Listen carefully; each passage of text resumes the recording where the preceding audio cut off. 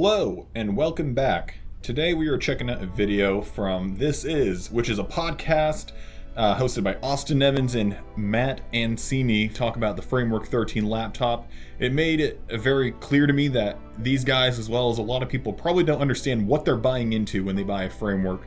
So we're just going to unwrap this and we're going to skip the first half because I'll show a little segment. They don't exactly understand what it is that framework is advertising because they talk about the framework desktop and describe it as the framework modular desktop. Sorry about that.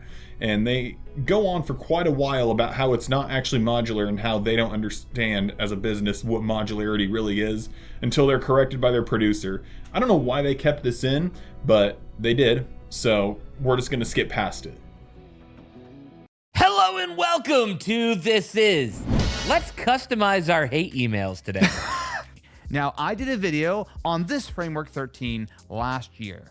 And if I were to put it lightly, that is one of the most amount of grumpy town comments and emails I've gotten in a very long time. Have you actually spent any time with this laptop? Because I did daily drive it for a while. No, I haven't, because it never at any point, when the company came out and they said, like, here's what we want to do, it appealed to me then. Ever since they've launched any of their products, none of them have appealed to me for a lot of reasons. So they have, for the first time, a Framework modular desktop, which seems like a great idea until you remember the desktops have always been modular, and that's like not necessarily a new thing. This is where Matt gets angered.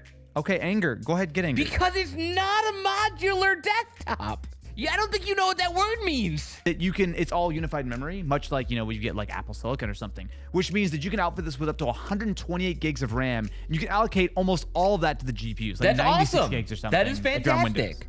If you're buying this chip, no matter if you're getting it on a laptop or now on a desktop, it is a mobile chip, which means that it is meant to be soldered onto the motherboard. So even though you're buying a desktop, you cannot change this chip. It is built into the motherboard. And you also have to have the memory soldered on as well, which is a big no-no for the desktop being less flexible than a laptop. The things that make a desktop modular? They never said modular.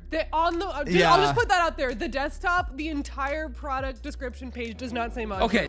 So these guys waste the first 3 minutes of their video talking about how this isn't actually modular until someone has to correct them. I mean, good freaking lord. Everybody's so hyped up these days on the latest and the greatest, but they're not worried about the sustainability and what it means as far as what the product serves a purpose for. Okay, so we'll blame that one for Austin Evans. Their whole pitch as a company is modularity. So it no matter what, it feels weird to have a product like this. But their whole pitch as a company is for sustainability and right to repair, but you wouldn't know that because this has never appealed enough to you in order to try it out or get into it. You have clearly spent your entire career just buying a new item instead of trying to fix it yourself. I want to point out though, Apple got absolutely flamed when they started doing this. And it's just like, they're killing customization. They just want to make it so you can't upgrade your stuff. The trade-offs, what you got with that was memory that was significantly faster. Do you remember when like their SSD came out that was like 7 gigs a second? Yeah, Apple, they brought out pretty fast SSDs early. Yeah, of course. And like, they basically said like, hey, in order to give you these blazing fast speeds, we have to do this. Then we see a product like this, and everyone's like, yo, this is great. It's giving us all this customization. Look, it's the same thing. Well, everybody gave Apple shit until they did it. Well, Apple also was taking away ports unnecessarily. They were destroying the keyboard on their laptops unnecessarily. They were limiting you to only 256 gigabytes of storage as a base, soldered in, and it isn't even the fastest 6 or 7 gigabyte speed that you're claiming it is. A Samsung 990 Pro 2TB NVMe M.2 SSD that goes at about 7,450 megabytes a second, which is 7 gigabytes a second, goes for less than it costs to upgrade 200 gigabytes of Apple Silicon. The speeds on the MacBook are quite literally half of the read speeds on a M.2 drive you could pop into your framework, so I don't know what you're talking about. And you're going to be looking at PCs that are going to look a lot more like consoles. Like, I'm actually a pretty big fan of what they're doing with this. I understand the compromise that they've made. I'm not opposed to the the desktop itself. Yeah. And I've been saying the same thing. I've been saying like the big PC that you know and love right now is on its way out. Sure. But when your whole company is built on, we want you to be able to replace every part of this system, and then to come out with this part, with this product, which is the exact opposite of that philosophy, just feels weird. I totally get what you're saying when you say that the PC market that we currently know of modular parts, where you buy your RAM, you buy your storage and your graphics card, that's on its way out. I can totally see that in 10 years it's not going to look like it does today. But maybe this is a hot take of mine. I don't think it's a bad idea to go ahead and just do away with SODIMM RAM if I can split the memory between the graphics and the system. Because honestly, I could use a little more VRAM. You know how much it sucks editing a video on this laptop when I only get 4 gigs of VRAM, but I've got 32 gigs of system RAM? It really just doesn't end up mattering for programs like DaVinci Resolve. So if I can utilize a little bit more VRAM for my editing, amazing. This device cost me $1,400 or something, and the spec that I got was a fraction of what I could have gotten if I would have not picked a modular device. So let me be a little bit more specific on that. This device has a Ryzen 5 processor. I outfitted it with 16 gigs of RAM. I think I got like a 1 terabyte SSD. Like, it was a moderate spec. And the problem with the device is that if you wanted to get a similar spec of laptop, you could go and easily spend half as much money and go down to your local Best Buy and have a laptop that has everything with it. Second of all, Framework's a small company. They're not getting the massive volume discounts that an HP or an Asus or a Lenovo are getting, which means that you are kind of footing the bill for that modularity. Now, I understand that when you foot the bill for the modularity, you're getting this chassis, which I can swap out. In fact, that is literally one of the things they announced, is that if you have a 13-inch laptop, you can now buy the latest AMD Ryzen AI processors. But I still have a concern about how expensive this stuff is. It's a compromised device. And I see people try to make with a straight face the argument that these are good values, and they are not good values. These are good values because you're never going to be able to swap out your MacBook's M1 chip for an M2 chip, or what is it, M5 now they're coming out with? It's been attempted. I've watched videos of, what is his name, Luke Miani. He can't do it. It didn't work. And there's the guy, God, I can't remember his name right now. I'll flash an image of him on the screen. But he was on Linus Tech Tips showing how to upgrade the memory units, the Flash NAND, I think is what it's called, from the 256 to the 2 terabyte. And it was way cheaper than just paying Apple I don't even know how much. Let me pull it up on their website. He saved himself $800 by doing it himself, and the only reason that it's so risky and not worth doing it is because you could damage the entire system because everything is soldered in. The value of the framework is sustainability, repairability, right to repair for that actually, and not wasting your money buying all these different devices that have planned obsolescence. The whole idea of framework is that you buy what you need when you need it. Now, is it pricey? Yeah, I would love to buy the, the AI9 370 current, the top line AMD board. Heck yeah, I'd love to buy that, but it's $1,000. It's not worth it to me right now. I've got the 7640U. I'm gonna rock this mainboard probably.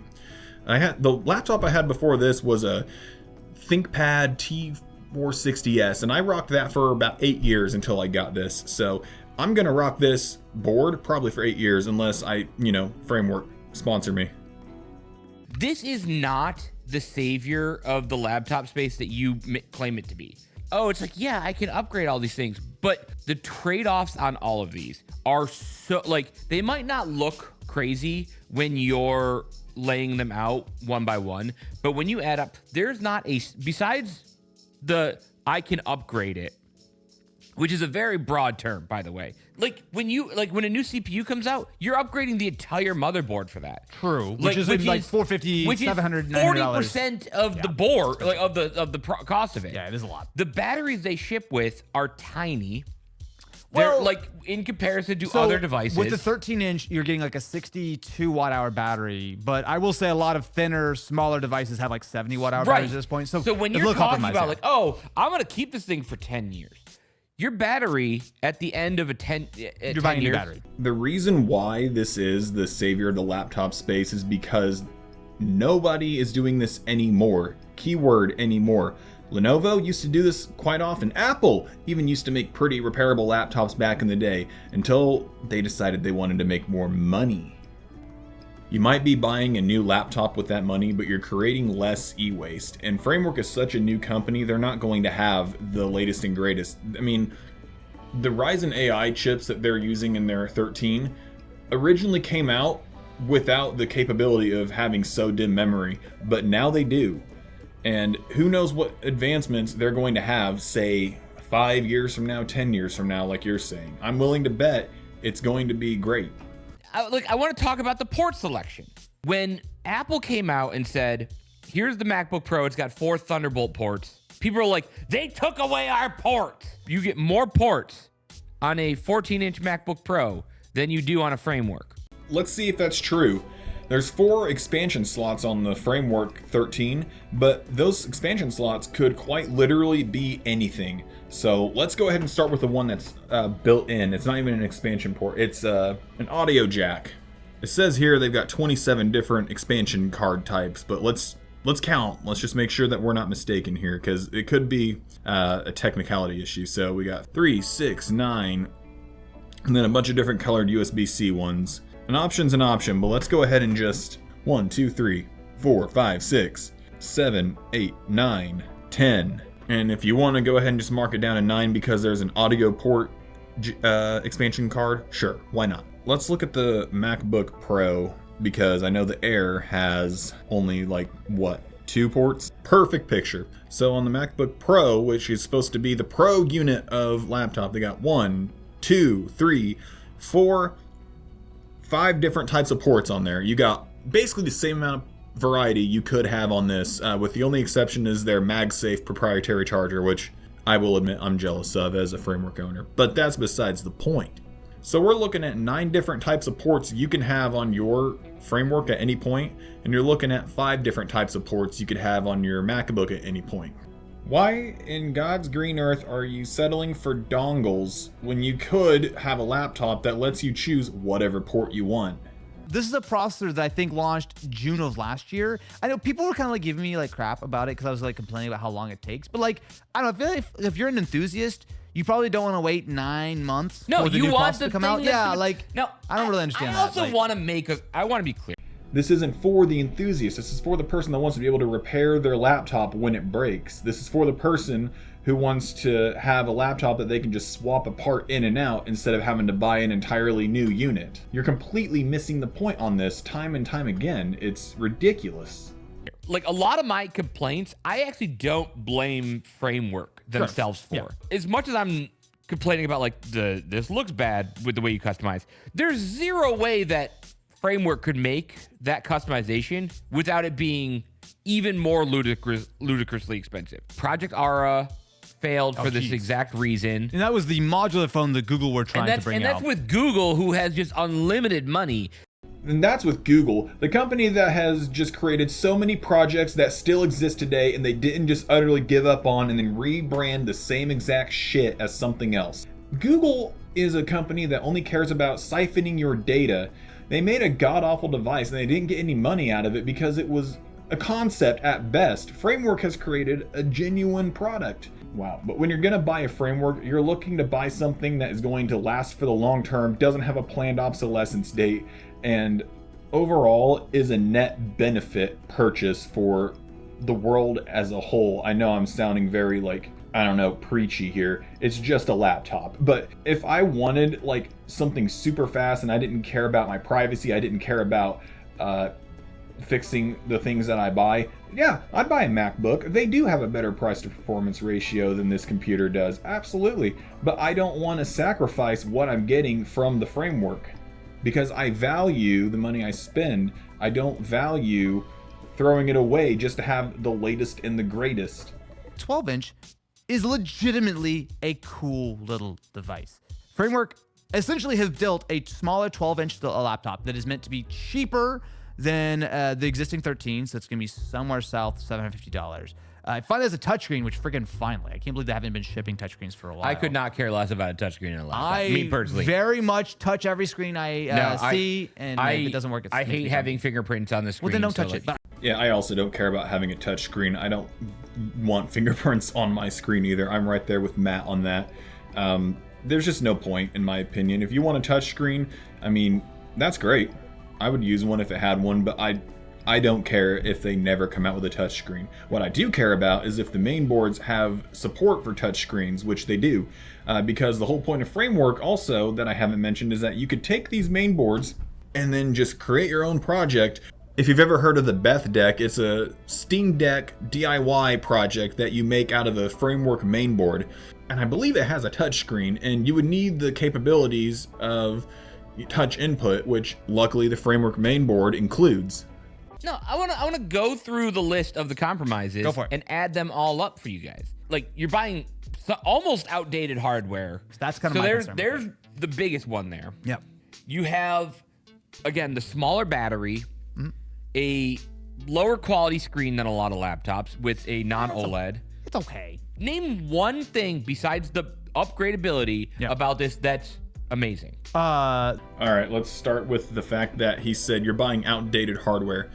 Dude, it is still a damn good machine. Just because it didn't come out the year you're recording your video doesn't mean that it's like incapable of doing the work you need it to. Get the hell over yourself. Let's talk about the battery. I do agree that the battery could be bigger. I don't know how that works or what they could do. They've already done it upgrading the 55 watt hour to the 61 watt hour, but I feel like you could cram a little more battery into this. But what excites me most is that chips will continue to come out that will be more power efficient while being more powerful in their process. Therefore, the battery sort of gets negated over time.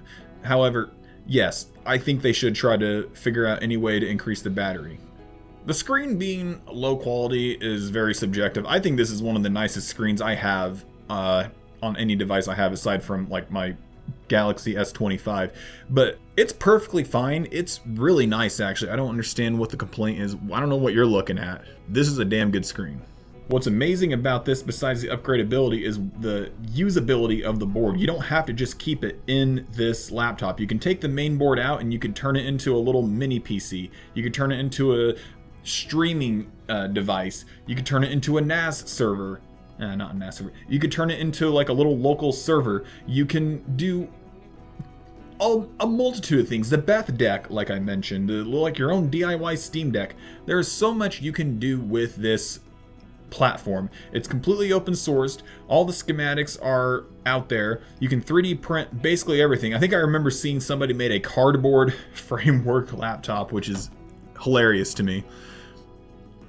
You don't get that with a MacBook. You buy a MacBook, that is it. That is all it is ever going to be for you. And if you lose connectivity to the keyboard, like if something goes wrong inside there, or if the trackpad goes out, or if the screen gets busted or whatever, you gotta send it to Apple. They're the only ones who can fix it. And I think there are Apple certified people out there still, but from what I understand, it's so expensive to have an Apple certification, like for a right to repair. It makes no sense for you to do it. You might as well just send it to Apple and overpay for all of this stuff.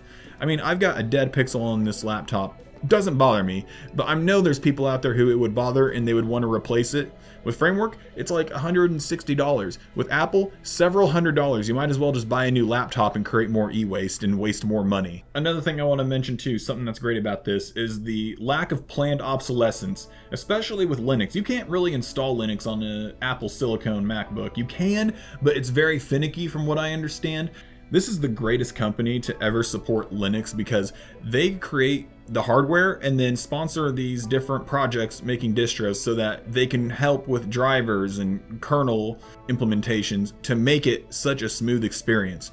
The only reason I bought this laptop is because I'm a Linux user and I wanted to buy from a company that, one, allows me to repair every little bit of the laptop, and two, has incredible Linux support. So this is a 10 out of 10 company in my book just for those reasons alone. This came out, everyone thought, like, you know what, if I want to put an OLED in here, well, at some point they might offer another screen option, maybe. But they might. This is my problem with it. They might offer it. They might do this. They might do that. It's not customizable if there's no options to customize. There will be options down the road. This is a new company, and The whole OLED argument, again, I'm beating a dead horse here, I know, but Apple doesn't even offer OLED options for their laptops, so what is this dumbass argument you're trying to make? They might be able to do all these things, but they also might not if the message keeps getting spread that this is just a company not worth buying into. Framework has to be incredibly strategic. They have to do so much work to be able to get themselves to a point where they can be like Apple. People are just so like locked in on the consumerist mindset, and they just want to buy the latest and the greatest and the shiniest and the fastest. They miss sight of things like repairability and sustainability, and they miss sight on what true value is. I mean, yeah, time is money. Like I said earlier, if I wanted a super fast laptop and I didn't care about anything at all I wanted was the fastest for the cheapest price, I'd probably go with an Apple laptop. But I mean, it would literally be a work unit that as soon as I was done with the job would get sold off. With a framework, I'm keeping it. And this is why it holds so much value to me. Anyway, guys, in all seriousness, go check out this video in its entirety. There's more in here than what I have given you, and maybe you have your own opinions, maybe you agree with them, maybe you should give them a like. Thanks again for watching, and if you like this video, go ahead, give it a like, give it a subscribe, and I will see you next time.